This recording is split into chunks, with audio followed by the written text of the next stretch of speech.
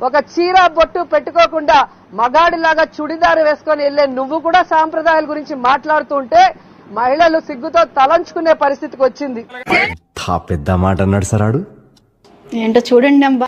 నేను ఈ రోజు వరకు రాజకీయాల్లో మేకప్ వేసుకొని ఎక్కడికి వెళ్ళింది లేదు.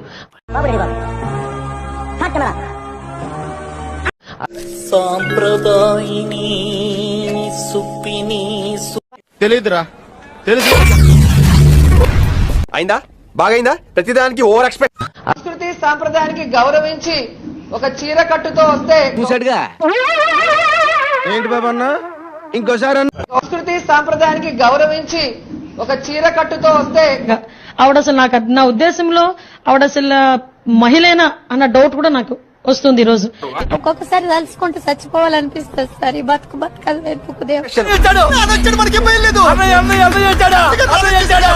కానీ అదే టైంలో మా వాడు అడుగు పెట్టాడు అనుకోండి, ఫినిష్, మొత్తం తారుమారైపోవాల్సిందే. మీరు చేస్తా ఉన్నది తప్పుడు సాంప్రదాయం. చెప్పవే, నేను వింటాను కదా. ఇది కనుక కొనసాగింది అని అంటే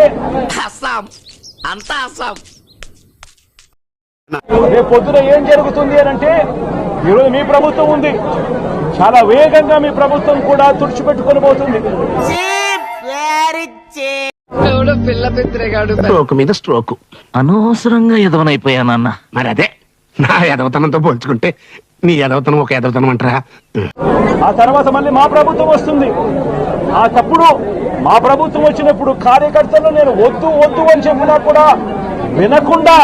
ఏమిటండి మీరు మాట్లాడేది? ఏందా నువ్వు పీకేది? ఎవరిని పెగ్గలరావు? నీకు అంత దమ్ముందా? అంత ఏం లేదు, డొల్లా.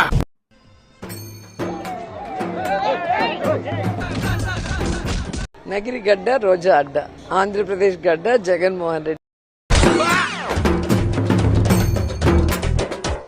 ఏంట్రా ఇది?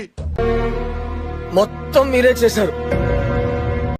ఒరే మీరు జర్నలిస్టులా, మీకు మీ న్యూస్ ఇంపార్టెంట్ గానీ మా ఫేస్ ఏమైపోయినా పర్వాలేదు. దీనికి మీరు ఏమంటారు సార్? ఎస్ ఎస్ వాస్తవం. ఆ కార్యకర్తలు చంద్రబాబు నాయుడు గారి తెలుగుదేశం పార్టీ వాళ్ళందరికీ కూడా బుద్ధి చెప్పే పరిస్థితి కూడా.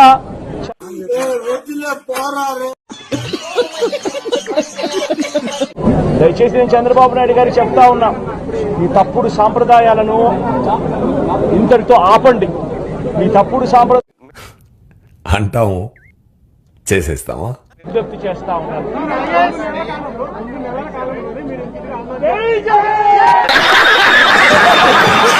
విజ్ఞప్తి చేస్తా ఉన్నాను.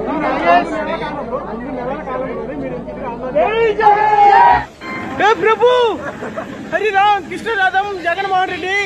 ఆ టాపిక్ ఎత్తే నేను వెళ్ళిపోతాను. ఉండండి, ఎందుకు వెళ్ళిపోవడం? ఎందుకు? అందుకని ఏమిటో ఇది? అయిందా, బాగైందా? ప్రతిదానికి ఓవర్ ఎక్స్ప్రెషన్. అన్నది సాధడం కోసం. ఏం మనిషి అయ్యా కదా? ఎస్ ఎస్ వాస్తవం. ఒక పథకం ప్రకారం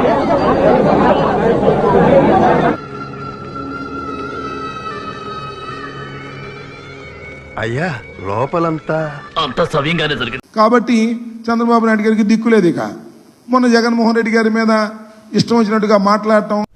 నీ ఫీలింగ్స్ అనేసి చెప్పారని బయట ఉంటాను. సర్వే తప్పు, ఆ సర్వే తప్పు అని మాట్లాడారు. చివరికి ల్యాండ్ టైటిలింగ్ యాక్ట్ అనే దాన్ని రద్దు చేసి పారేశారు. టైమింగ్ బాగుంది కానీ టైమింగ్ దరిద్రంగా ఉంది. ఏమిటి మనం చేస్తున్నా? ల్యాండ్ టైటిలింగ్ యాక్ట్ అనేది అత్యంత ఉన్నతమైనది. అవసరమా అధ్యక్ష? మళ్ళా చెప్తున్నా, అత్యంత ఉన్నతమైనది ల్యాండ్ టైటిలింగ్ యాక్ట్. నిన్ను పుట్టించిన ఆ దేవుడు కనపడితే సెల్లో వేసేస్తాను. అక్కడ కర్రలతో అతి దారుణంగా. వీడెవడండి బాబు? ఆడనే అదమని చెప్పేసుకుంటున్నాడు. ఆయన గురించి ఆయన తెలిసినంత మనకు తెలియదు కదండి. దాదాపుగా 20 మంది కలిసి కర్రలతో అతి పాశవికంగా. మొత్తం లాగేశారు కదా, ఏమీ లేదా? మీరు చేసే ఈ కిరాతకాలు, ఈ దారుణాలు వాళ్ళ ప్రజలేమన్నా భయపడతారనుకుంటున్నారా? పట్టు పట్టు నువ్వు ఎంత కాకబట్టినా ఇక్కడ పడేవాళ్ళు రే. ఎవరు భయపడరు. ఇది ఇంకా కోపంగా మారుతుంది. ఇన్నాళ్ళు నీకు వెర్రి వేపకాయ అంతే ఉందనుకున్నాను రా, గుమ్మడికాయ అంత డెవలప్ అయిపోయింది. తెలుగుదేశం పార్టీని రెండింటినీ కూడా బంగాళాఖాతంలో కలిపే పరిస్థితులు కూడా దారితీస్తాయి. ఏం పాయింట్ పెట్టావన్నా, సూపర్. ఏం మనసులో కూడా అనుకోకూడదా సార్? కూడదు. అలాగే కరెక్ట్, ఇది కరెక్ట్ గా చెప్పేవయ్యా.